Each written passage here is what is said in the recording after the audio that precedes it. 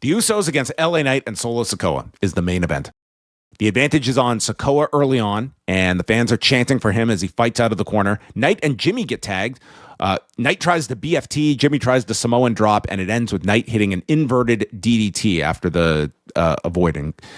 There's an elbow off the top. Jay makes the save, and then Jay and Sikoa end up on the floor, and Jay is playing to the camera when out of nowhere, Royce Keys spears both men through the barricade, like just this crazy spot. The match is thrown out, and we get OTM attacking LA Knight and Jimmy Uso. And why? Why this combination? Why Royce Keys with OTM? For that, we have the intrepid reporter himself, Michael Cole, who says, quote, "Corey, we've heard the stories of Bronco and Royce in the hood in Oakland. We've heard the stories. We've heard the stories of these two in the hood." So how many WWE wrestlers did Royce grow up with in the hood? That is his connection to Jacob Fatu, to Bronco Nima.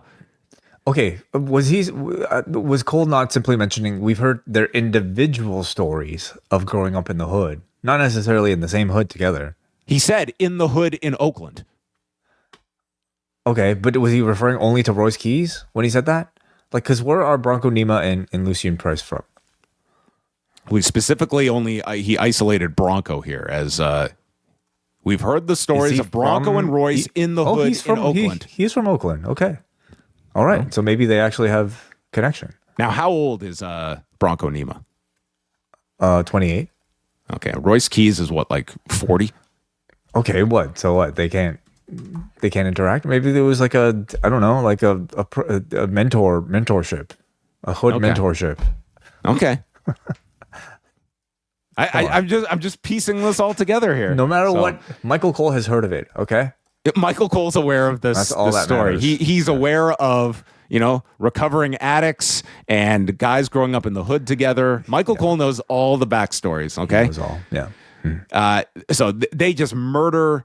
It's not just Sikoa and LA Knight, but they also take out the Usos as well. Keys is upset because Sikoa and Knight didn't help him when they bludgeoned the man's throat a few weeks ago at the hands of Jacob Fatu.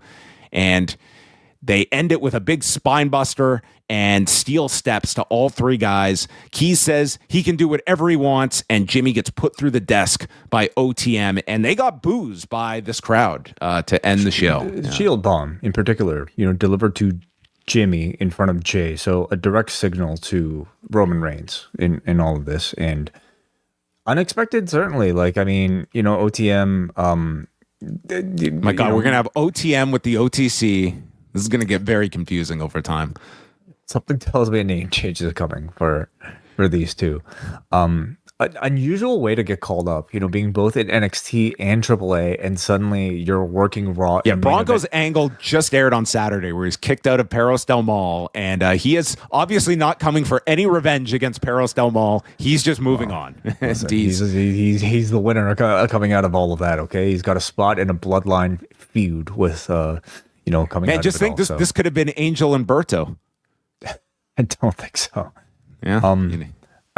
So obviously the reason why they kicked him out of the group, and the answer, the question to whether or not OTM are ready, you can say ready enough, but more importantly, there's a spot that is open for them right now. They saw the creative opportunity to have a Royce Keys faction with two big men, one of them with significant connection to Royce Keys that we've not yet been aware of, but they are from the same hometown, so that's enough for Michael Cole. And they, we'll see what they've got. My doubts aren't necessarily with OTM. It's about whether or not Royce Keys is strong enough to lead a faction. Like, I think he's kind of untested, certainly, in that. I thought he came off well in the angle here. Like, he showed a lot of intensity that has not really come out of him in this WWE role. So, I mean, we will see. I mean, promos are going to be tougher for Royce Keys, but I mean, I thought the angle got over fine, at least the introduction.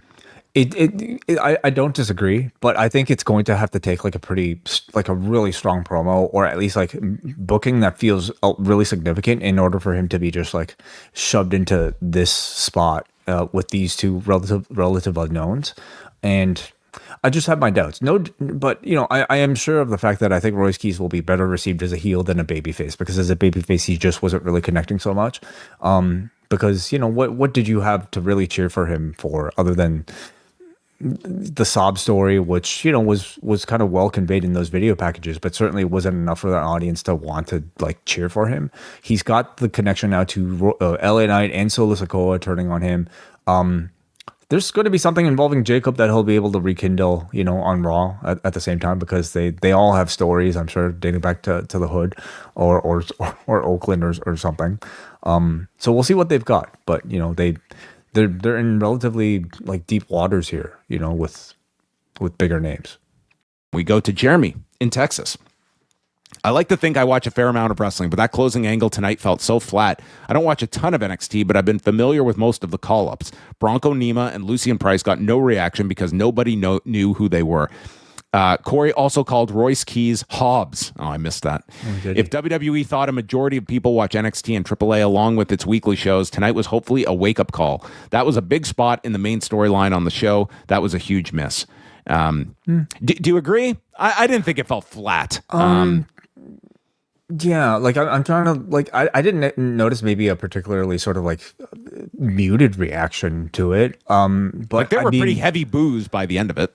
It also, to me though, I wouldn't take away from Jeremy's like experience at home being shared by a lot of people watching, because he's not wrong in that OTM aren't even of a certain caliber within NXT of popularity. They're not even like big main players at all. Like Lola Vice will get a big reaction. Yeah.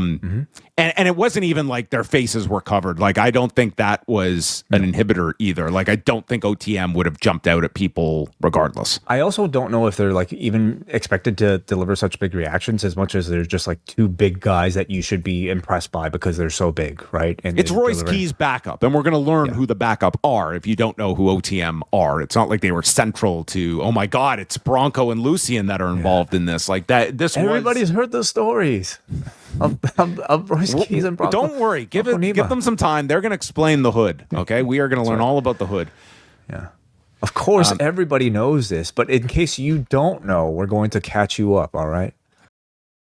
We are wrapping up the summer big on the Post Wrestling Cafe as John Pollock and Neil Flanagan are flying to London, England for live on-the-ground coverage of AEW All in London. Also this month, we conclude our reviews of Dark Side of the Ring and WWE Unreal Season 3, reviews of ROH's Death Before Dishonor and TNA Lockdown, Rewind Away will cover the WWF Aggression album, and Book Club will cover Total Nonstop Agony by Vince Russo. Sign up now at postwrestlingcafe.com.